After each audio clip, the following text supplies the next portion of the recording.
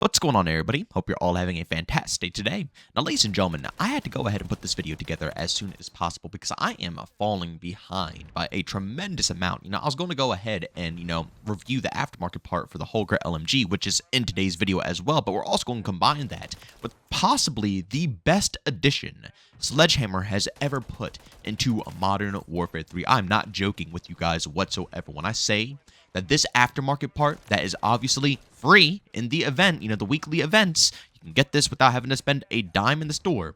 This thing right here demolishes every single lobby you can possibly find. And of course, we're going to dive deep and tell you exactly why. But of course, ladies and gentlemen, before we go ahead and, dissect both of these aftermarket parts for, obviously, I guess the Holger, both the aftermarket parts are for the Holger AR and the Holger LMG. But before we go ahead and do so, if you are interested in more content just like this, don't forget we go ahead and upload here daily at 8 in the morning Eastern time. Subscribe and hit that bell so you can stay notified on all that good stuff. And last but not least, if you guys are interested in any of my live streams, I do that daily as well, besides Sundays over on Kick. That stream usually goes live around 1 to 2 p.m. Eastern time, and you can find a link to that channel down in the description of this video.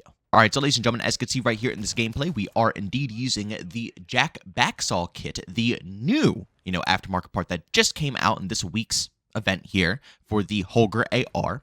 And basically what this does, as you can see from the stats here, is it gives you 2 bullets per shot, magazine ammo capacity upgrade, aim walking speed, and sprint to fire speed, with obviously the cons of damage, bullet velocity, recoil control, and gun kick control. I'm going to tell you exactly why this thing is busted at the moment.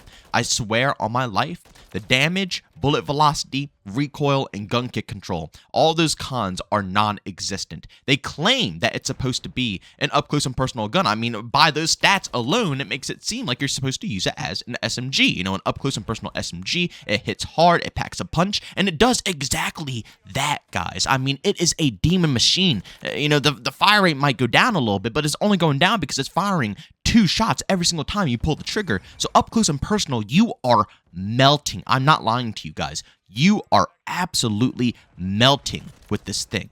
So yeah, it does its job perfectly, and they definitely made a kit for the Holger AR that's useful for up close and personal engagements. But right now, as I said before, it's busted. It's not just exclusive to up close and personal. I can use this thing at medium and even sometimes long-range engagements. Now, is it going to be the most useful thing at long-range engagements? Probably not. But over half the gunfights in this game, this kit right here will be able to absolutely demolish. And because of the fact that it's shooting 2 bullets at once every single time, and the fact that the recoil still feels non-existent, I gotta be honest, it is completely busted right now. As you can see, this is my personal class setup I have for it. It might be a little bit different for you guys, I know, because, obviously, depending on what input you use, whether it's controller or, like me, I use a mouse and keyboard, different attachments are going to, cater to different styles. But this is how I personally decked out my gun. Now, with this kit, you can't have a barrel, you can't have a muzzle, you can't have an underbarrel, and you can't have a magazine, obviously, because it already gives you a magazine upgrade to the 100 round. So all you can really focus on is the ammunition, a red dot, a laser, a stock, and obviously the rear grip. So obviously, if every single pro for this weapon is going to give you ADS speeds, I just made sure everything is decked out for recoil. The stock is for recoil, the rear grip is for recoil, and the ammunition, I believe, is going to go ahead and give a little flinch to the targets.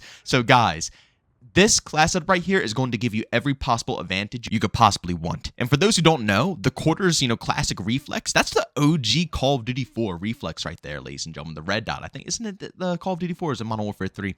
I'm pretty sure it's the same across the board in all the classics, but this reflex is amazing. But, the reflex is up to you guys. You guys use whatever you want. But I'm just shocked. You don't even need an underbarrel. You don't need a regular barrel to give this thing any type of recoil control or bullet velocity. Because even though the cons are there, it just doesn't feel like it's existent. And I'm a little worried it's going to get nerfed. I wouldn't be shocked because in its current state, it's absolutely insane, especially if you deck it out with the attachments that I have on this thing. And if you use that specific ammunition for the flinch, it will help you at long range engagements too, because then if you do get a couple of shots off on an enemy, their guns are going to be flying to the moon, which will give you a little bit of an advantage to go ahead and line up a couple more shots to finish off the kill. Everything about this thing just feels amazing. It's hilarious because not too long ago, I was sitting there saying how all the aftermarket parts don't really take over the game, They put in aftermarket parts that are mediocre that I'll use for, a match or two to get a couple of chuckles, and I kind of throw them away. But as the months have been going on, the aftermarket parts have been really cool. Like the chainsaw is extremely handy now. This aftermarket part right here is an absolute demon. I can totally see myself using this aftermarket part over the base Holger AR every single time. I don't think I'm ever using the Holger AR. Until they nerf this aftermarket part, the Holger AR is irrelevant to me. This completely takes over.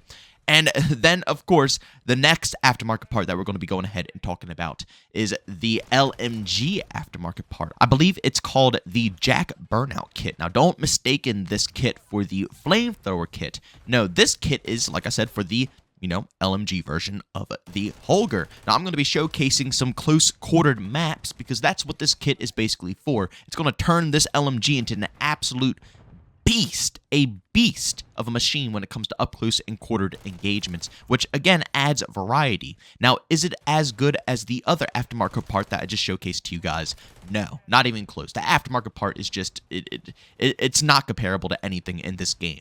But this aftermarket part does add variety to the mix. It allows you to use different weapons on different maps and not feel forced into a specific playstyle. When you see something come up in the rotation, if you see Shipment, DOS House, any of those maps pop up, you can definitely feel confidence with an LMG while using this kit right here. As you can see from the stats, the pros, it gives you a better fire rate, damage fall off, the bullet velocity, and also limb damage. But the cons is sustained recoil control, max damage range, gun kick control, and headshot damage. Now, these cons you actually feel. It's not like the previous aftermarket part where you don't feel any of them. No, you definitely feel these cons. But then again, like I said, we're not using this kit or this LMG for long-range maps. This is going to be a kit that you use on something that's up close and personal and that you need to be able to navigate and maneuver a bit quickly. Now, sadly, none of the pros are for ADS speeds.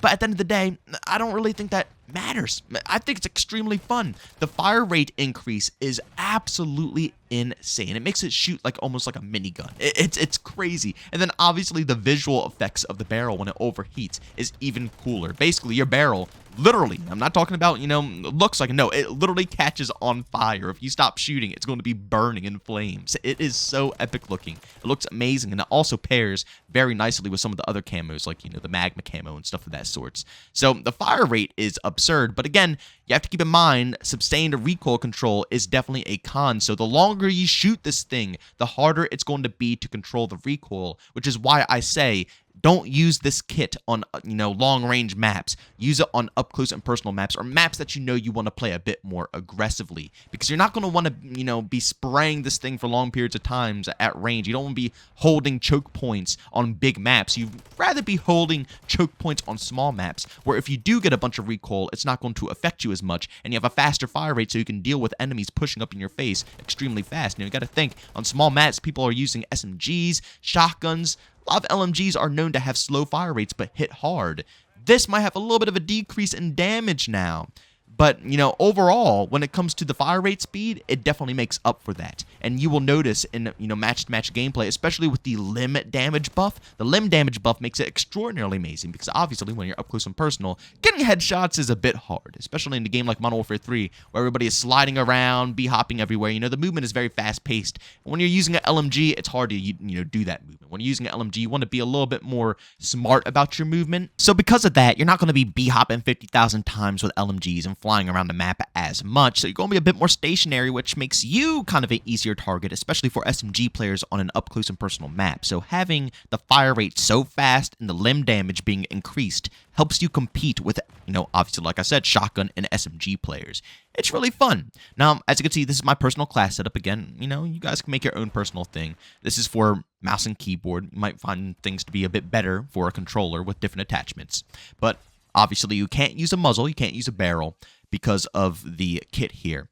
But you can use an underbarrel, so obviously I put on the Bruin Heavy Support. It's for horizontal recoil. You can go ahead and put a vertical grip on this thing because of the insane kick that it has from the sustained fire.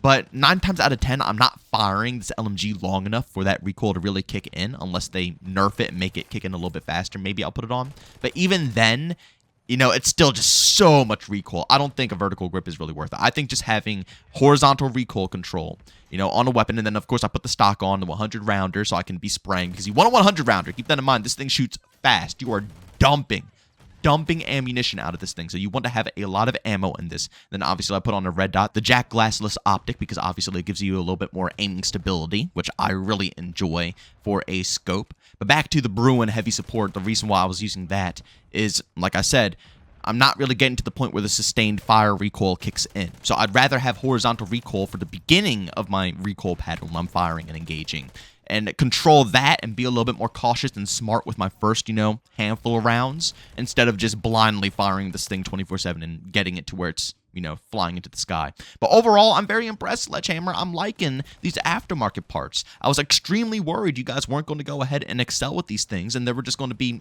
pointless things added into the game as fluff, right? Just simply fluff, things to troll around with, meme with, and then you forget about. But no, these aftermarket parts are definitely going to put a solid foundation into this game. You're going to see these things in the rotation, and you'll see them quite frequently, and it's going to add variety to the mix. It makes these guns feel different.